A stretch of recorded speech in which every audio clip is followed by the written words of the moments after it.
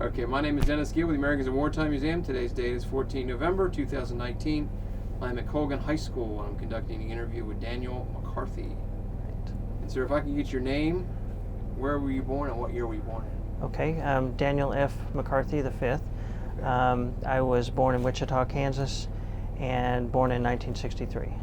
What war or campaign or conflict did you participate in? 4 different operations. Okay. So in the 90s, Operation Joint Endeavor, the Bosnia mission, Okay. and I was stationed mostly in Hungary during that time. Okay. And then Operation Iraqi Freedom in 2009 and 2010. Okay. Operation Iraqi Freedom 2009 and 10, which I just mentioned. Operation Enduring Freedom, which was 2013 and 14 in Afghanistan. Okay. And then Operation Resolute Support and Freedom Sentinel, both of those Okay. missions in Afghanistan. Okay. What branch of service were you in? Army. Army. US Do you have Army. any other veterans in your family? My dad was World War II veteran. Okay. He passed away in 2003, but I used to hear stories from him. Right. Okay. Yeah. Why'd you join the military and why'd you pick the Army? Well, partly I joined because my dad, he being in World War II, he was in the 95th Infantry Division, Okay. and so they fought in Europe. So fought in Germany, France and Germany, and with 95th Division he was under Patton's Third Army for a while. So the 95th Division took Metz. So there was a history there that I learned through some books and talking with my dad, and that was sort of the start. And then really what kind of kicked it off a little more was in college. I had gone to Kansas State University. Sometime during that time I was in a history class, and some of the students were talking a little bit of how the U.S. doesn't do this and doesn't do that, and why are we in Central America, and talking bad about the president and stuff. And I asked the student, well, hey, how come you're talking bad about America? What are you doing for the country? And the student said, well, what are you doing for the country? And I thought about it, Yeah. and later that next summer I went ahead and joined and became part of the National Guard. Okay. So the first 15 years or so of my duty time was with the National Guard. Okay. Which National Guard were you with? I started in Kansas Army National Guard. Okay. Right. Okay. Yes. And what were your duties? Well, I started enlisted, and Okay. because I was just finishing college, getting ready to go to law school, the recruiter, I enlisted, so I went right in and talked to him. And again, my motivation was I just got to do something for the country, Right. you know. So the recruiter said military police, and because I was near a place where there was an MP unit right there at that same armory, they needed more soldiers, and I became a soldier there. So 1985, September of 1985 is when I enlisted, and then joined that particular unit out of the 35th Division. Okay. Became an MP? Became an MP, yes. Where's your training? Where's basic? So basic training was at Fort McClellan, Alabama. Okay. So went there for basic and then AIT, one station unit training.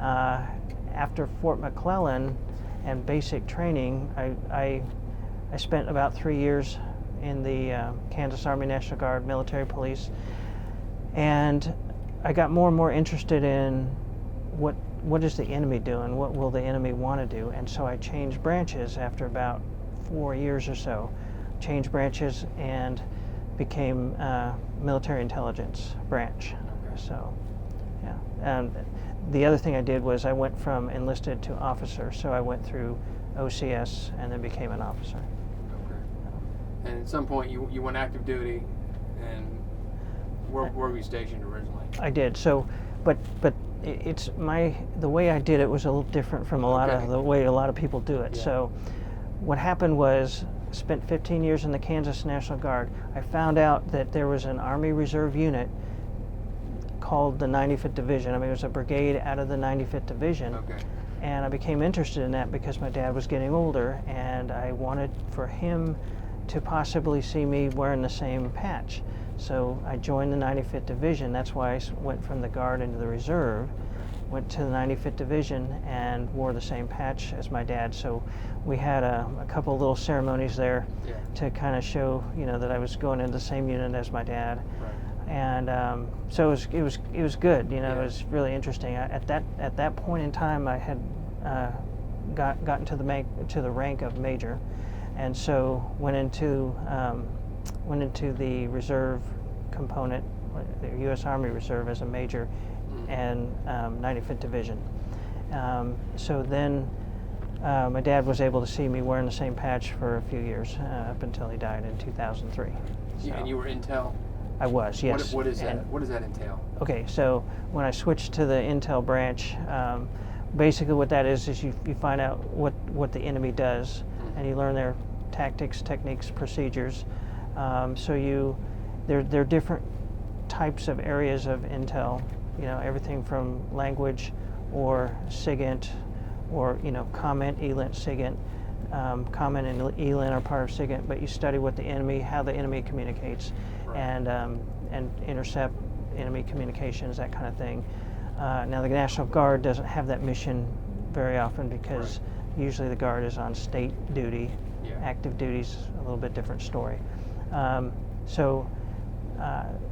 Part of other parts of intel are, the terrain, looking at the terrain in the battlefield area, seeing what the enemy's going to do on a particular piece of terrain, and then you factor in weather to go with that, and you do the intel cycle, and you keep looking at the terrain and where the enemy is and what they're doing, so you get reports. So I was all source tactical intel. So a lot of times my job was to work with the intel assets, take all the information coming in and the intel coming in, and put out a product that informs the commander on what the enemy is likely to do, or what their most dangerous course of action is going to be. So. Now, where does the intelligence come from? Really, different. You get intel from different sources. A lot of times, when you're talking military intelligence, usually there's tactical, operational, and strategic.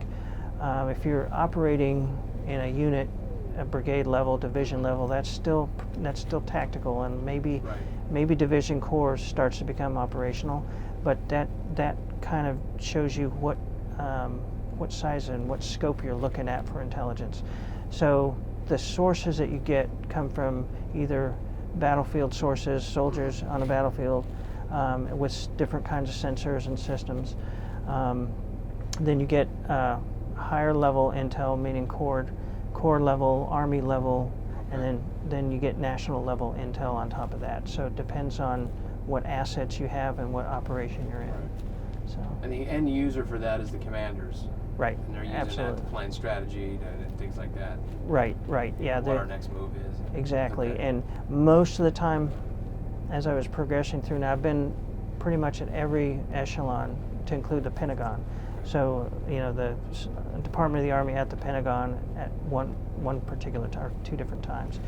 But what you're looking for is, depending on what echelon you're at, when I was actively doing operational things, you're really looking at tactical and operational. So over in Iraq, for example, when you go to an intel center over there, a little like an area where they fuse all this together, you get different sources, because if you're in a highly I'm trying to think of the right words to say here, but if you are in a zone or an area that's got a lot of attention, like any of the zones where you're in an operation, force-on-force operation, like over in Iraq or Afghanistan, you usually have a lot of assets that help the commander to develop the picture. So. Okay. Yes. Okay. And so, at some point in your career, you end up supporting operations in Bosnia. Right. What is our mission in Bosnia? Well, does anyone know? Well, what it was back when we started this, so the former Yugoslavia broke up mid-90s, early to mid-90s, 94 or so, when Tito died, and all of what made Yugoslavia began to break apart into different groups. So you had the Serbs, the Croats, Muslims, and they all started fighting each other. So what happened is, former Yugoslavia broke into different elements. You'd have Croatia, Bosnia itself. To get to the question as quick as I can to go into that. So our mission was to, based on the Dayton Peace Accord, the U.S. Took that as a peace enforcement mission. So what we had to go do is basically keep the factions from fighting each other, and that got pretty complex, pretty difficult. My role in that at the time was a captain going over there to support.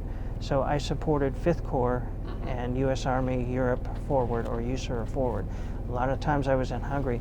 What I did is a force protection role. So I did work with intel, but I did force protection to keep our soldiers safe, because that mission wasn't as like the force-on-force combat. That was more of a, making sure that people don't fight each other kind of a mission. Right.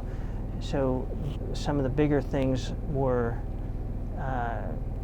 and again, when we started that, it took 6 months before I came in and filled in. Mm-hmm. So as I come in and support 5th Corps and USAR Forward as a National Guard guy coming in to support, with a group of other soldiers that also came in. Right. What we did with force protection is we ensured that troops did everything from safety, wearing winter gear properly, getting hydrated in the summertime, things like that, to making sure that they watched for landmines.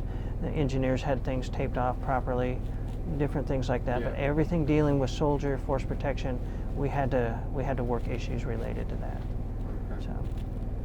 And you were where were you stationed? You said in Hungary? Okay, yes. So I was in Tazar, Hungary, which was a former Soviet air base. But at the time that I was there, 1996 is when I got over there, about June timeframe. That Hungary was then not part of the Soviet Union anymore, but and the Hungarians were pretty nice, but we had to stay right there. We're as part of force protection. Yeah. We weren't allowed to just go out into the local areas. So Right. all the U.S. forces were required to stay. Now, remember, we're dealing with NATO. We're part of NATO Right. in this. Right. So German counterparts, British counterparts, all got to do other things that U.S. personnel weren't allowed to do. That's okay. I mean, we followed the policies. Yeah. Stay on post. There was a very keen awareness at that point on soldiers losing their lives or doing things that would cause international incidents. This is early or mid 90s now, and things that could get in the news to cause issues. Leadership didn't want that, so we had to make sure that we stayed in our areas and Right. did our mission. So, yeah. Was the mission in Bosnia legitimate? I mean, was there any? That's always bantered back and forth whether we had any really role in any of that, or should have been. Well, again, as a soldier, That was I politics. don't look right. I don't look at it per se that way. I'm a civilian now, so I guess I could give my own opinion on that. But at the time, I wasn't looking to see if, why or what the rationale Right. was. A little bit I did, because you have to justify what you're doing, Yeah, oh, yeah. and not, you could say, yeah, I'm going because I was told, so you can do it that way. But it really doesn't matter. But at the same time, and looking back at it, anytime anytime you send a military to enforce a peace and try to get an operation, try to get people from fighting each other, if you can do it as a country, if it doesn't drain your resources too much as a country, it makes the world a better place. So in some ways, I'd say it was very much worth it. The issues are then how many lives, what's the cost, in lives, in dollars. But I think in retrospect, it was helpful knowing then that later a lot of soldiers that have deployed and got into somewhat dangerous situations there and saw the effects of war, even if we weren't directly involved in the war at that point, We were there as peacekeepers or peace enforcers, rather. I think it helped a lot of soldiers to go on and do other things if they were still serving. They had more experience in that sense. So from the soldier standpoint, if you look at it in terms of an experience, I think it was helpful. Yeah. So. September 11th, 2001. What do you remember about that day? Wow. Okay. So I was a civilian, Army civilian at the time. Was not on active duty, but I had just come back from an exercise in Korea, and I was over at Fort Leavenworth with an organization at Fort Leavenworth, and I'd been on an exercise doing helping 8th Army and 2nd ID and our forces over there to do information operations, something that at the time was relatively new. And so as a civilian I was over there, and then I came back, and then that was the latter part of August, and then of course a couple weeks later 9/11. So I what I remember about that day, is seeing the towers fall and being just astonished, because you hear, well, a plane went into the building. Okay, why is that a big deal? Then when you turn on, you see what happened. It was astonishing, and I started calling people, because part of my unit was here in the D.C. area, and which is where I'm at now. I'm at the headquarters here at Fort Belvoir. But I'd call people, and everybody, we get talking and things, and then I realized I need to not call them so much because everybody's busy over here. Yeah. We're busy over there, but we're sort of working with TRADOC, which is the institutional army at that time. I mean, it's still the institutional army, but at that time I was working with TRADOC. Okay. So we were less busy than our headquarters, and so I tried not to call, but I just couldn't believe what I was seeing, and when the aircraft hit the Pentagon and everything, I was ready, I was fired up. I had an idea that it was bin Laden sort of behind all of it, and sure enough it was. So the day is, it's almost like yesterday in some ways, and then sometimes it seems like a long time ago. Did you know at the time, or it never crossed your mind, given the significance of that day, that would just literally change the world, and we'd be at war, 18 years later? I counting. thought after I saw the towers fall mostly, and then the other two aircraft, I mean, in Shanksville there wasn't much left, and then of course the Pentagon, I watched. I knew people. I didn't know nobody that I knew was killed, but to kind of answer the question in terms of what I would have thought, I would have expected that yes, we would be in something pretty fast. And when we sort of localized it down to Afghanistan and the Taliban helping bin Laden, I figured we would do something and do it as fast as we could. I didn't really realize the scale and the length of time that it would take, especially since we routed the Taliban really within a couple of weeks. But as I learned later through War College and through school, you can't just give terrorists a safe haven. That's why it's a little bit of why ISIS sort of formed up and developed. Iraq. When we left Iraq, boom, they came in. They came in with a vengeance. So there's been a myriad of things on sort of a smaller scale, but yet big enough, like Iraq and the Iraqi army and all the rest. But there have been a myriad of things that have caused us to sort of, to where we as a nation seem to have to kind of stay where we are in order for stability. If we found out if you pull out, it doesn't necessarily mean it's 100% good to go. You got to make sure that the country that you're in there helping is stable enough. And the thing is, military, I mean, we are equipped well enough to be able to do that. Now, there's policy on how you use the military and what. But if the country can afford it, make the world a more stable place. And if you don't, you run into things like when you cut down your military by half, you know, mid-90s, you cut down the military by half, 9/11 happens, and now what do you got to do? Okay, so now you got to build up the military again, and it doesn't happen instantly. It takes time.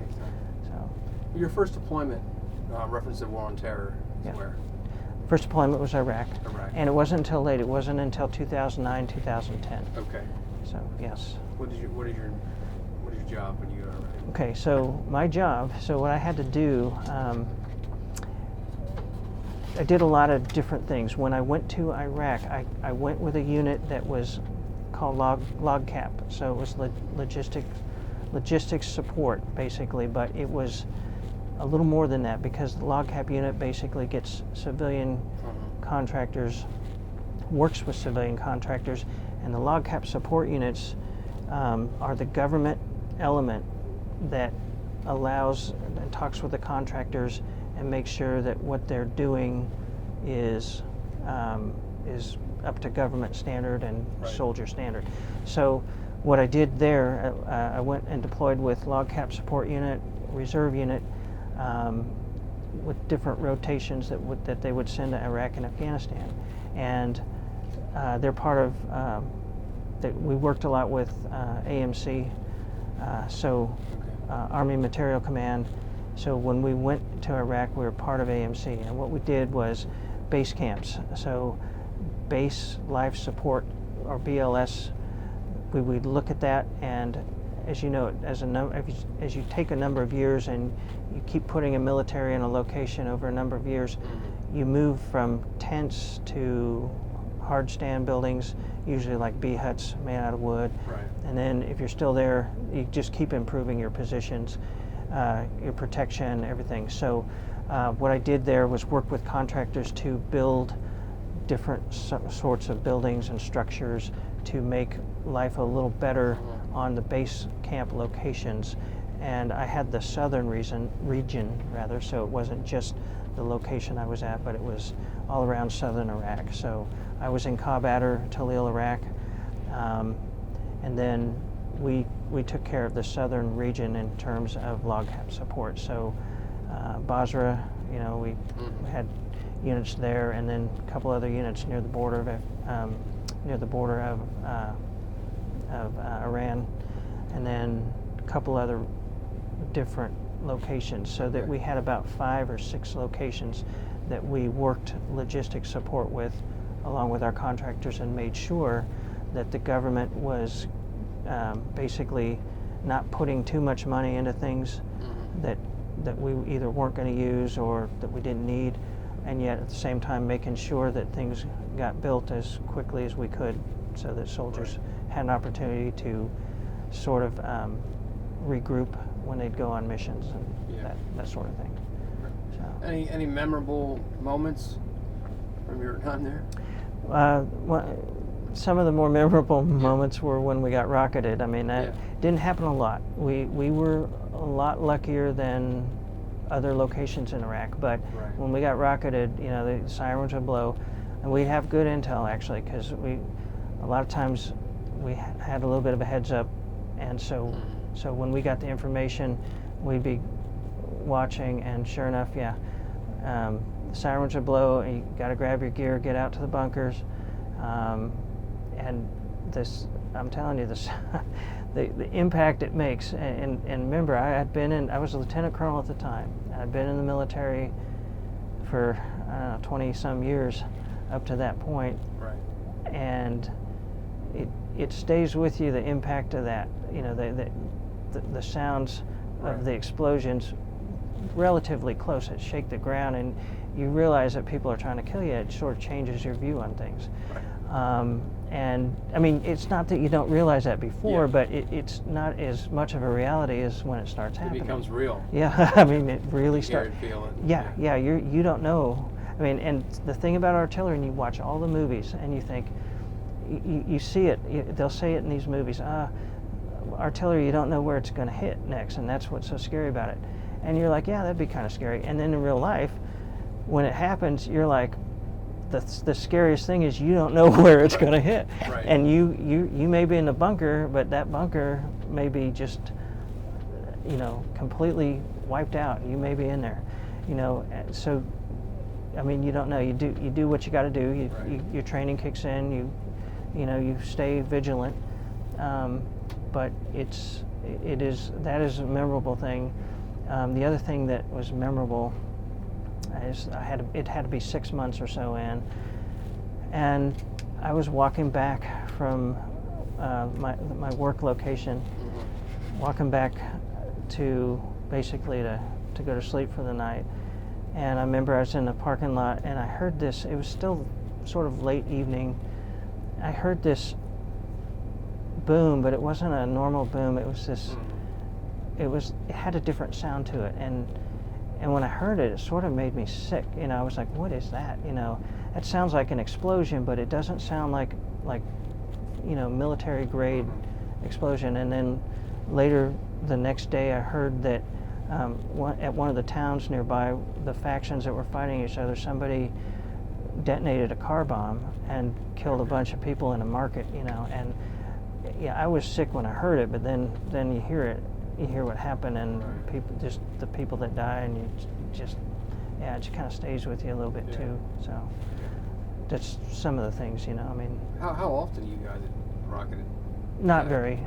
No, we were pretty lucky. We were probably, I don't know, the whole year, probably half a dozen times maybe.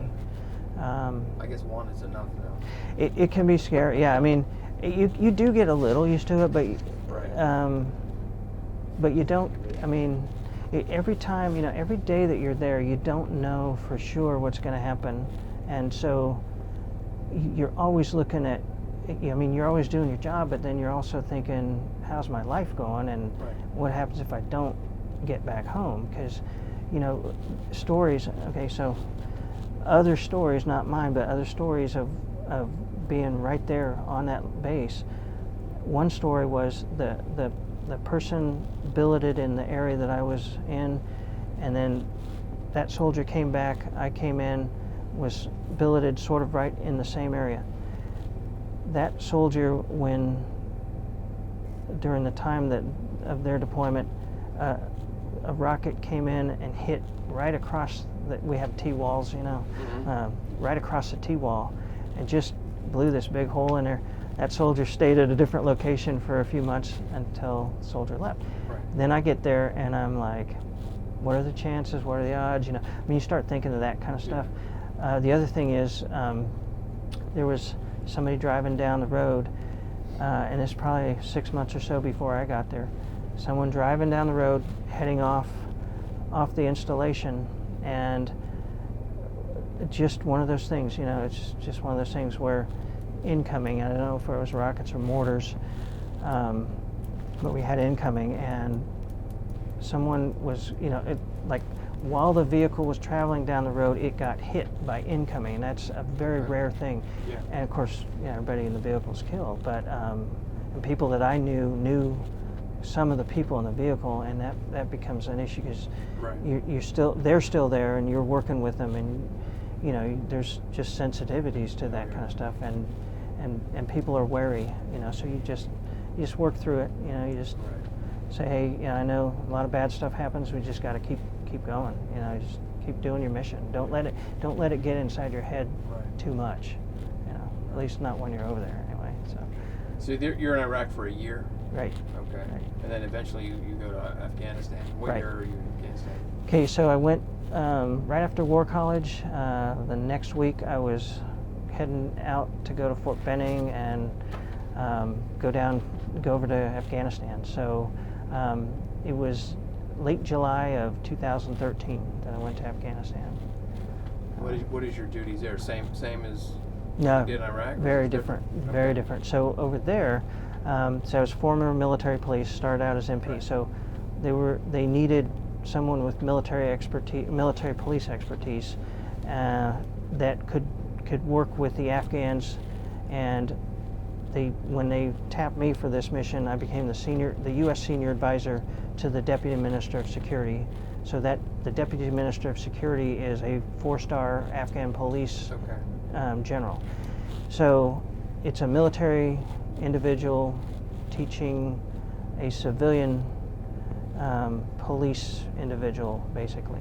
And I didn't go over and teach them because there's a lot of politics now. So I'm at the level of 06 at this time. Right. So you don't teach them like they know nothing. These guys are tough fighters. The Afghans have been fighting their war for a number of years, and a lot of them were with Northern Alliance, who we first went in to support. Right. And they've been through a lot more than I had in terms of actual fighting battles. Right. So I'm over there advising, a 4-star, and a lot of times they're looking for supplies, equipment. What can the U.S. forces bring? And we, at that point in time, 2013, we had done a lot in terms of money to support with uniforms, equipment. So, Okay. so a lot of things I was doing is reminding them. I'd have to go back to the meetings that I was in with generals and other Right. colonels, and when I would say what the Afghans are looking for, a lot of it was to remind them that we gave you X number of supplies. Maybe if we could look to see where those supplies are. Sometimes they get pilfered, different things, there's corruption, different things happen. So we advise and assist, at that level. Okay. So, How's Afghanistan different from Iraq in your experience? Well, the first thing is it's a lot colder, at least where, Kabul most of the time is where I was. Iraq is just super hot, especially in the south. Northern Iraq can be cold, but I was really, all my duty was in the southern part of Iraq. So the temperature, the environment was different because in Iraq I was sort of out on a base. In Afghanistan I was in a city. We were on a base, but different bases, but we were in the city, big city, built up area. So there's Right. different dangers. Yeah. You could on some of the installations I was at, you would walk through and there's this green stuff in certain areas, and I first time I got there I was like, what's that? Oh, that's sniper, netting. Yeah. So that in some of the other bigger buildings around, snipers can't see what they're shooting Yeah. at. It doesn't stop the bullet, but at Yeah. least they can't see what they're Can't see shooting. it. So you're like, okay. We had a vehicle that came in one time, and there's security and stuff, but we had a vehicle that somehow made it through that had a grenade attached to it and exploded, but it didn't, alarms blew and all that, but Right. it didn't really, I don't know if it didn't work right. It exploded, but it wasn't the big boom and the scary thing, but we all took notice of that when that happened. Right. But yeah, Afghanistan was just different, different mission. So I was out interacting with the Afghans a lot more. Back in Iraq, I saw the Iraqis, but my job there was mostly on installations, Yeah. looking at installations to make them better. Afghanistan, I was out there, just out all the time on the roads. Mostly in Kabul, but we would travel different locations, and they were getting ready for their elections that year in 2014. So that was the big emphasis. So we had to go fly out to different locations and make sure that the Afghan police were ready to provide protection, and then the Afghan army as well Okay. had to be ready, but there were advisors for the army. I was an advisor for the police side. So. Is there any fear on your part that we'd had some attacks by Afghan police on U.S. troops? Was there any fear that would happen? Always, yeah, always. There was, but at the same time, so I'm leading 67 people when I get there. I get there, I do my handoff, and there are 67 police professionals, Army and civilian, that I'm leading. And this is NATO, but this is a little more than NATO because there's other countries in there, so it was coalition. Right. So I'd have teams. I'd have a Canadian team that would go talk to the Afghan Border Patrol, and there were different kind of Afghan police. Mm-hmm. Probably too much to sit here and describe, but Right. they sort of run from paramilitary to more civilian type police. So we'd have to cover the gamut of police protection, and Right. the Afghans were not as used to what we considered policing, what we consider normal policing Right. and the community policing. They did, and they worked on it, and they got better and better. But but then we had the threat too. So it wasn't just a matter of community policing only looking for crime. It was the external threat, Taliban, who would come in, and so that's why you have sort of a paramilitary police, because the policemen, they were taking such casualties. I mean, every day they were getting casualties because the Taliban were fighting them, and they were fighting them with, army type of weaponry. So that's why you had different kinds of weaponry. But a lot of times I would go out only by myself, no other U.S. element, down to Kandahar. We landed there. This is pre-election security stuff. We roll out with 8 or 10 Afghan police vehicles. I'm the only U.S. guy on there. My interpreter's the only one that can help me talk to other people. Right. And you always get concerned about, okay, is this going to be the time where they just, somebody just doesn't like the U.S. guy and kills him, so you don't know. One time, one of these, and we did that at different locations, and then we did it again. So we did 2 different loops kind of around Afghanistan to kind of prep the police forces in different locations. When 2 rather interesting stories of note. One is in Kandahar when we just got in vehicles, and I don't know where we were going. The deputy minister of security was there, and we had all the vehicles and a lot of Afghan generals, and we went to a location. Bottom line is, we got there. It was like a safe house looking place with it was like a compound. It looked like a hotel, but no front desk. Right. But it looked like a little hotel.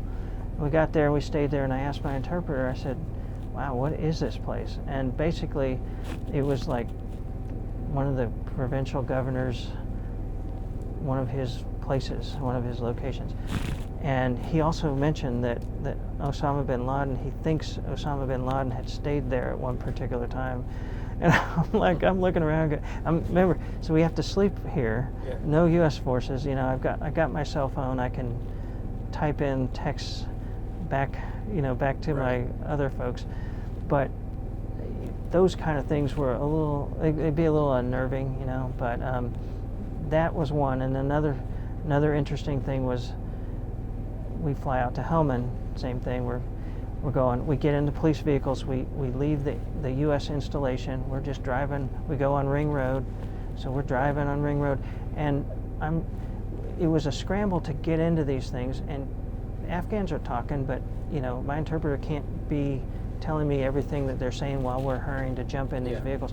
So we jump in, we're at the back of the convoy, I'm in the last vehicle, and the Afghan policeman driving does not know how to drive a stick shift, and he's grinding the gears, and we fall. I mean, that wasn't so bad. It's like, okay, well, but we fall further and further behind the convoy, and we don't have normal convoy situations here where everybody's got call signs and all this kind of stuff. Right. We just jump in. So we're in the last vehicle, and I have a little cell phone video of this, but the Afghan police guy and the 2 guys behind me that I knew that barely spoke English. Right.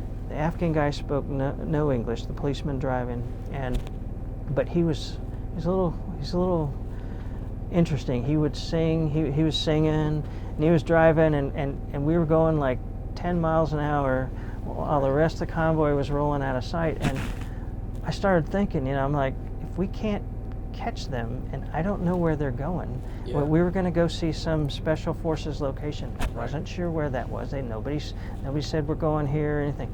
So I'm now one individual U.S. soldier out with a convoy in the middle of Ring Road. There aren't a lot of people that know I'm out there, and the only thing is, we had a personal locator beacon, and my mind flashed to back in training in down at Fort Benning, where they had told us, if you get separated from your unit and all this stuff and all this training, and I was thinking, okay, but I'm not going to just get separated from. Well, there I was, away from everybody. I was considering popping the thing open and executing that, but I'm glad I didn't, because we ended up catching up to the convoy, got back to the group, everything was good. But if I would have done that, though, it would have been bad, because it would have brought a lot of U.S. Special Forces attention to that beacon, and they would have come down and pulled me out of there, even though I wasn't really in danger Right. at the time. But you know, you just don't want that to happen. Yeah. And you know, as an 06, you don't want to be the guy that causes a big thing for nothing, Right. unless you're in a firefight or something. But Ring Road, just going on Yeah. Ring Road, IEDs all over the place. You never know. So. Then you're part of Operation Resolute Support. What Okay. is that? Because most Okay. people never heard of it. Right, so Resolute Support is, so after, let me start back. So when we went into Afghanistan, it became Operation Enduring Freedom. Right. So to help the Afghans, you know, set up, we got rid of the Taliban, helped the Afghans set up their government. Right. So Resolute Support was when we pulled all of the combat forces out of Afghanistan, which is the end of 2014, we would change over to the Resolute Support mission, which was sort of a continuing mission by NATO to continue to help the Afghans and build their government and help the Afghans to be able to provide their own security, basically. So that's kind of it in a nutshell. Now there's another piece of that called Operation Freedom Sentinel, and through Freedom Sentinel, you still have U.S. operators over there that are killing the bad guys. You know, Yeah. a lot of special forces guys over there, and they're doing the force-on-force missions, while Freedom Sentinel, while Resolute Support individuals, soldiers, people all across these other countries, soldiers from other countries, were supporting more of the Afghan government and how they do their governance of their, basically all of Afghanistan. So one is to strengthen Afghan governance, the other is to sort of fight the Taliban, fight ISIS, Right. Any other disruptive elements over there. And what year were you part of that? That was 2017 and 18, so a year and a half ago I was still over there. Yeah. And is your job as an advisor still? At that time, no. So when I went back over there, and I did happen to see my interpreter a couple times, Yeah. but when I went back over there, my mission changed. So I went over there. I was still in support of U.S. Forces Alpha and C-STICA. So, but my job then was I worked with the rule of law personnel out of C-STICA. Okay. And so a lot of attorneys, and we were trying to help the Afghans work the rule of law, understand their constitution, their rule of law, Okay. and to strengthen their police forces. So when I went over there, I became the director of the CCAG Counter-Corruption Advisory Group. So I had a group of about 45 contractors that worked to basically assist the Afghans in identifying corruption and corruption-type Okay. activities. Now that is a tall order, because for a lot of different reasons, when most of the forces left at the end of 2014, a lot of the infrastructure that we had with it came back as well. And then Okay. when I'm going back over there, we have less forces, but now we have to draw on databases and institutional knowledge that is less than complete. I mean, it was better when we had more people there to be able to get all the information. So anyway, but we tried basically to help the Afghans not get rid of corruption, but just, you know, you've got to fight corruption, and you have to start somewhere, and you have to bring it to an operationally acceptable level. So Right. that was the first thing I did as director of CCAG. Then I became director of LEAG, still under the rule of law for CCAG, and director of LEAG was the Law Enforcement Advisory Group. So the other individuals that I worked with, then my span increased to much of the eastern and south part of the country. Right. And then it was basically to advise the police, not in just, you know, beat cop type tactics, but to advise the police on how to do investigations, Okay. how to run different districts that they were responsible for in Kabul, for example, city the size of New York City. So, Right. Has Afghanistan changed a whole lot in the 4 to 5 years since you were there? It did. Yeah, For the better? it changed. Yes, Yeah. yes. It keeps slowly improving. And when I was there the first time, I asked the same question to the public spokesperson over there for the Afghans for the Ministry of the Interior, and I said, is this helping? I mean, has this changed a lot since Right. you were there? And he really was adamant. Oh, it very much has. Yeah. People can walk around. They can go to schools. They can go to markets. They can hold the big weddings that they do, and it is much safer. And in fact, really, it's not 100% safe, of course, but Yeah. it can be pretty dangerous. But the number of incidents that happen far less. Now I haven't gone back and looked at the stats, Right. but yeah, over the years the incidents that occur are less. Now they're still pretty damaging when they get a VBID, vehicle-borne IED in Yeah. where they shouldn't and explode it, and a lot of people can die, and that will happen on Yeah. occasion, which is always really bad because they just kill the civilians. But all in all, it has steadily improved. So definitely it is good in terms of being there for stability and improving the Afghan government.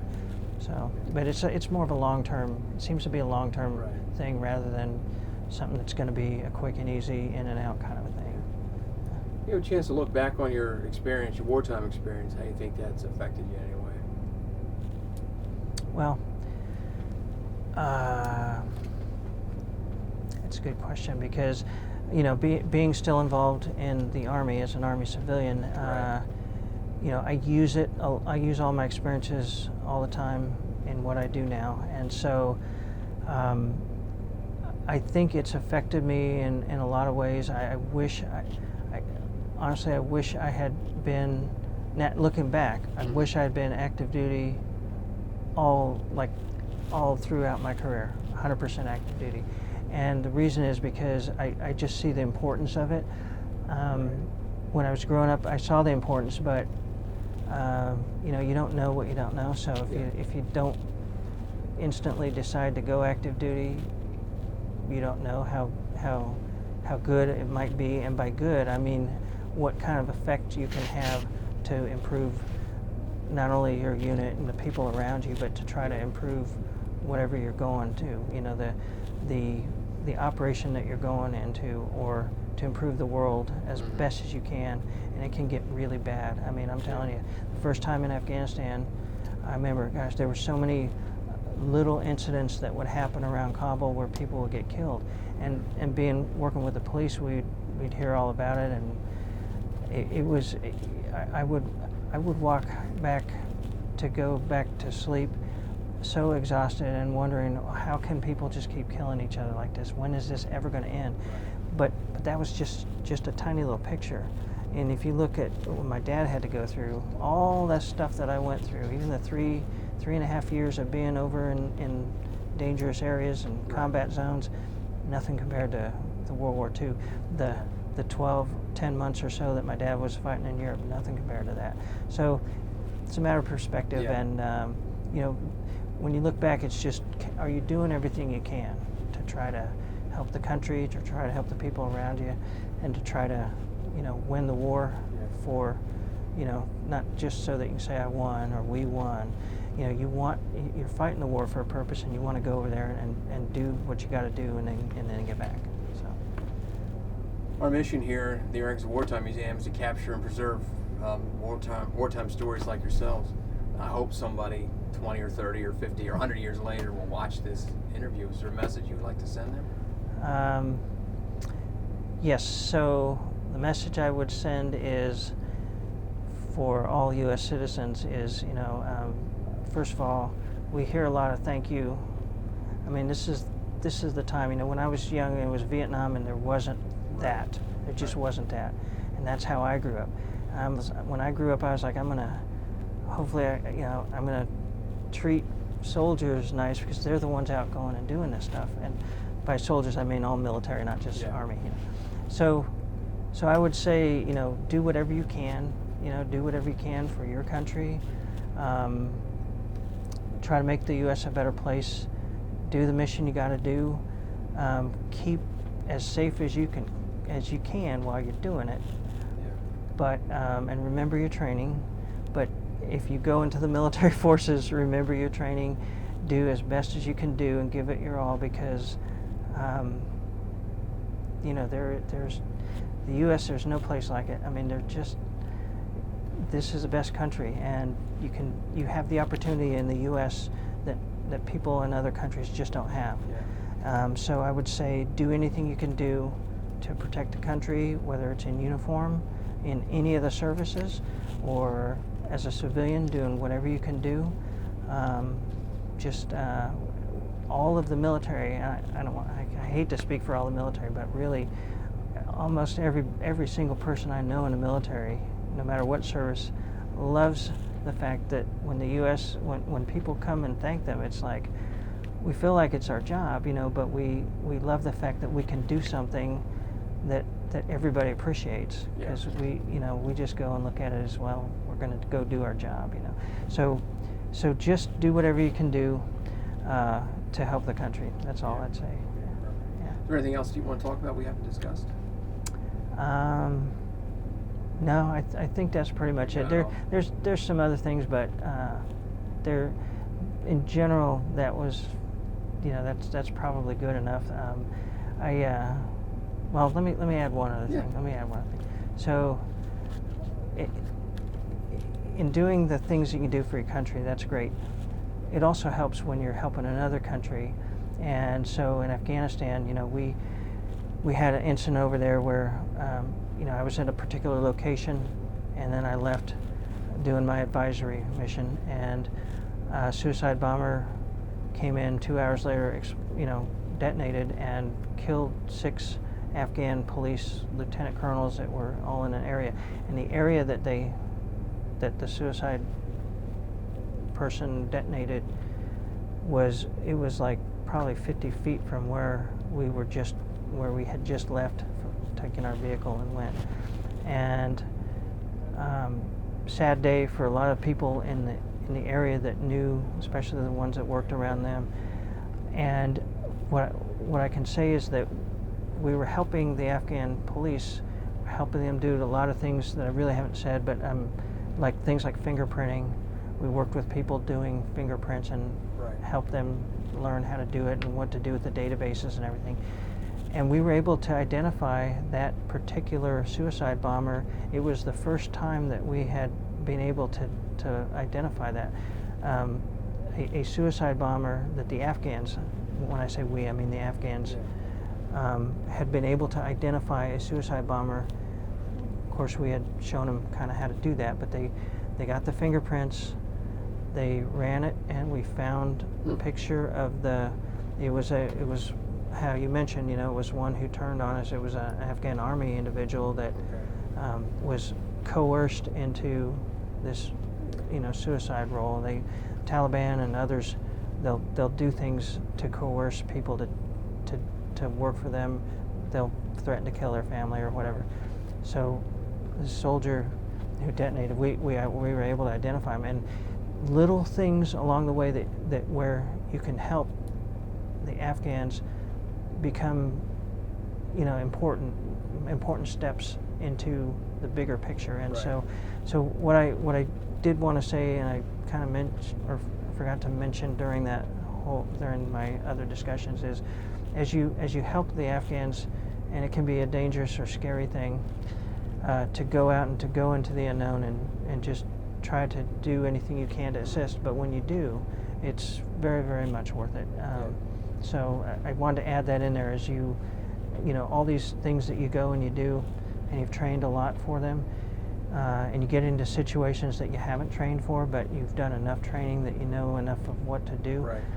Very helpful to not only our U.S. soldiers, but the soldiers from other countries helping you, and the places that you're going, the host nation countries that need U.S. assistance. Yeah. So just want to throw that in there as well. Well, I want to thank you on behalf of the American Wartime Museum for your service, and especially thank you for sitting down and talking to us, telling your story. It's great. Absolutely. Thank you so much. Sir. Appreciate it. And I want to give you a gift, a little token of our gratitude. It's a challenge coin that we have. All right. Wow, thank you. Say thank you. Yep.